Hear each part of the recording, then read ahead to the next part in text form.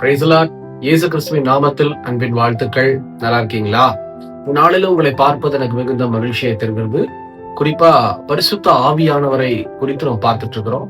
தொடர்ச்சியா பார்க்க முடியல, ஒரு சின்ன சின்ன காரியங்களால உங்களை சந்திக்க முடியாத ஒரு சூழ்நிலை. இந்த சூழ்நிலையும் சீக்கிரமா கர்த்தர் மாற்றுவார்னு சொல்லி நான் விசுவாசித்து ஜெபித்துக் கொண்டிருக்கிறோம். சரி, இந்த நாளிலும் கூட பரிசுத்த ஆவியானவருடைய தொடர்ச்சியில இன்னைக்கு நம்ம பார்க்க போகிற ஒரு காரியம், யோவான் சுவிசேஷம் 14ஆம் அதிகாரத்துல 26வது வசனத்தை நாம் வாசிக்க போகிறோம்.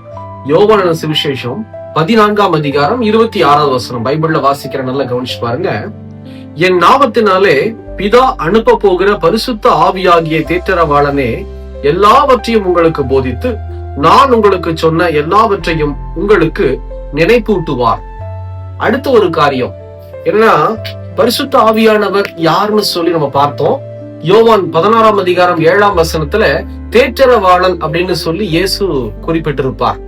முதல்ல தேற்றரவாளன் யார் அப்படின்னா வேற யாரும் இல்ல, நசரேயனாகிய இயேசு கிறிஸ்து கர்த்தரே ஆவியானவராய் இருக்கிறார் அப்படின்னு சொல்லி நம்ம பார்த்தோம் இல்லையா?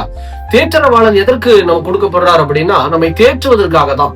நம்ம தனிமையில இருக்கும் போது, இல்ல தப்பான ஒரு முடிவுக்குள்ள கடந்து போகும்போது, இல்ல சோர்வான பாதையில கடந்து போகும்போது, கண்ணீர் வடிக்கும் போது, ஐயோன்னு சொல்லும் போது அவர் நம்மை தேற்றுவதற்காக கொடுக்கப்பட்ட ஒரு தேற்றரவாளன். அந்த தேற்றரவாளன் தான் பரிசுத்த ஆவியானவராய் நம்ம மத்தியில வீற்றிருக்கிறார் இல்லையா? அப்படி இருக்கும்போது பாருங்க, அதனுடைய தொடர்ச்சியை நம்ம பார்த்தோம். யோவான் 16ஆம் அதிகாரம் 13ஆம் வசனத்துல சத்திய ஆவியாகிய அப்படின்னு சொல்லி இந்த வசனம் ஆரம்பிக்கும். சத்திய ஆவியானவர் சகல சத்தியத்துக்குள்ளே நம்ம நடத்த போகிறார் அப்படின்னு சொல்லி இல்லையா? அப்போ இந்த வேத வசனத்தை நம்ம என்னதான் வாசிச்சாலும் இந்த பரிசுத்த ஆவியானவராகிய சத்திய ஆவியானவர் என்ன செய்வார் அப்படின்னா, நம்ம எப்பெல்லாம் அந்த வசனத்தை மறக்கிறோமோ, எப்பெல்லாம் அந்த வசனத்துக்கு மீறி நம்ம நடக்கிறோமோ, அதுல நம்மை கண்டித்து உணர்த்த அவர் ஆவலாக இருக்கிறார்.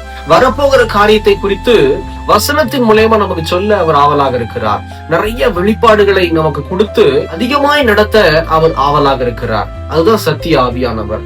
அப்ப இன்னைக்கு நம்ம பார்க்க போகிற ஒரு காரியம் என்ன அப்படின்னா, இந்த தேற்றரவாளனாகிய பரிசுத்த ஆவியானவர் என்ன செய்ய போகிறாரா, நமக்கு நினைப்பூட்டுவார். எதை குறித்து வசனம் சொல்லுது பாருங்க. 26ஆம் வசனம் மறுபடியும் கடைசி 3 வரியை நான் வாசிக்கிறேன்.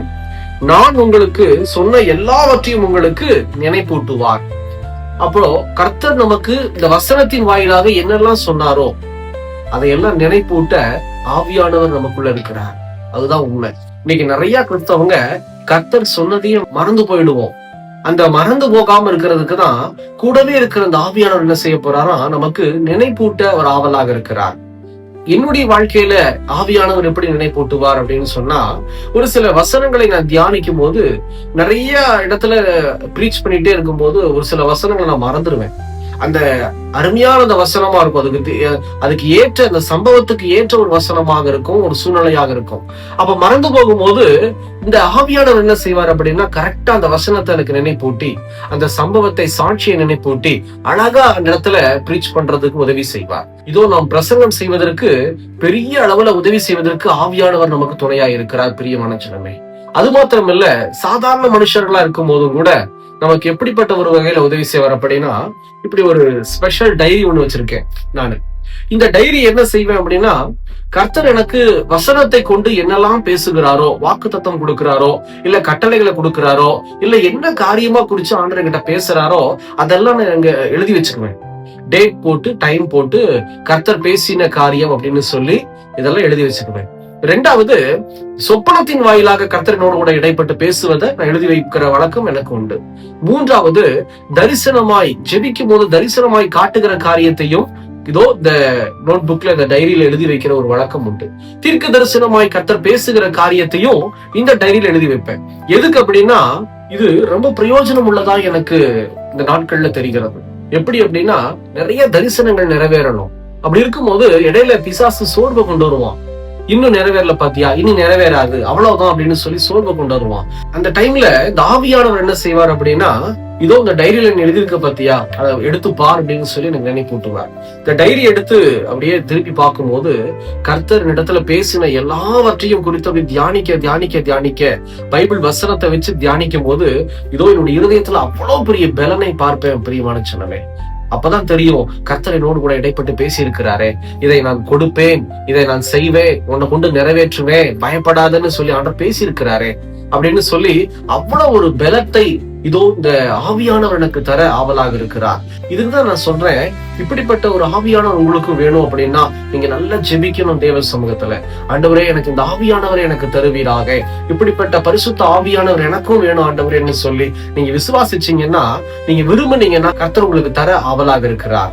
மறுபடியும் சொல்றேன் பாருங்க, ஆவியானவர் அப்படின்னா பற்பல பாஷைகளை பேசுவதற்கு மாத்திரமல்ல, தரிசனங்களை தீர்க்க தரிசனங்களை பார்ப்பதற்கோ கேட்பதற்கோ மாத்திரமல்ல, இதோ நம்முடைய பயத்துல துணையாய் இருக்கிற ஒரு தேற்றரவாளனாக, சகல சத்தியத்துக்குள்ள நடத்துகிற ஒரு சத்திய ஆவியானவராக, இன்னும் சொல்ல போனா நாம் மறந்து போகிற வசனங்களையும் சாட்சிகளையும் எடுத்து நினைப்பூட்டுகிற ஒரு ஆவியானவராக, இன்னும் சொல்ல போனா கர்த்தர் நமக்கு சொன்ன காரியங்கள் ஒருவேளை நிறைவேற தாமதமாகும் போது, நாம் சோர்வடையும் போது, அதை மறக்கும் போது, இல்ல பிசாசு நமக்கு இதெல்லாம் நிறைவேறாது, உன் வாழ்க்கையில எதுவுமே நடக்காதுன்னு சொல்லி நம்முடைய வாழ்க்கையில ரொம்ப கஷ்டத்தை கொடுக்கும் போது, இல்ல இதோ உனக்கு ஆண்டவர் பேசி இருக்கிறாரேன்னு சொல்லி ஒரு டைரியில் எழுதி வைக்கும் போது அதை நினைப்பூட்ட ஆவலாக இருக்கிற ஒரு ஆவியானவர் நமக்குள்ள இருக்கிறார், வேற எங்கேயும் இல்ல.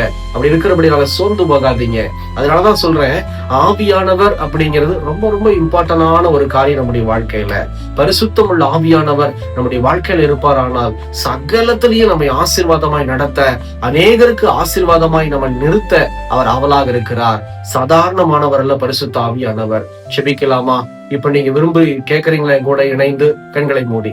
எங்களை நேசிக்கிற நல்ல ஆண்டவரே, இந்த வேலைக்காக ஸ்தோத்திரம். இன்னைக்கு பரிசுத்த ஆவியானவரை குறித்து நாங்க இன்னைக்கு அதிகமா தியானிச்சிருக்கிறோம்ப்பா. தேற்றரவாளனாகவும் ஆண்டவரே இதோ சத்திய ஆவியானவராகவும் இன்னைக்கு நாங்க பார்க்கிறோம். இதோ தகப்பனே, நீங்க சொன்ன வசனங்களை, நீங்க சொன்ன தரிசனங்களை, நீங்க பேசின காரியங்களை நினைப்பூட்டுகிற ஆவியானவரை நாங்க பார்க்கிறோமே. இப்படியாய் தகப்பன் இந்த செய்தியை கேட்டு யாரெல்லாம் தங்களுடைய வாழ்க்கையை ஒப்பு கொடுத்து இந்த ஆவியானவர் எனக்கும் வேணும்னு சொல்லி விரும்புறாங்களோ அத்தனை பேருக்கும் கர்த்தராகிய தேவன் ஆசீர்வதித்து நீர் பொழிந்தருளுவீராக. பரிசுத்தம் உள்ள ஆவியானவரே, நீர் தாமே நிரப்புவீராக. உடைய பிள்ளைகளுடைய வாழ்வை ஆசீர்வதிக்க, அநேகருக்கு ஆசீர்வாதமாய் நிரப்ப தகப்பனே நீர் அவர்களை நிரப்புவீராக என்று சொல்லி எங்களை தாழ்த்தும் அர்ப்பணிக்கிறோம் இயேசுவின் நாமத்தில் பிதாவே, ஆமென், ஆமென். கர்த்தர் உங்களை ஆசீர்வதிக்க விரும்புகிறார். தொடர்ச்சியா அந்த ஆவியானவரை குறித்து தியானம் பண்ணுங்க, ஜெபிங்க, விசுவாசமா காத்திருங்க.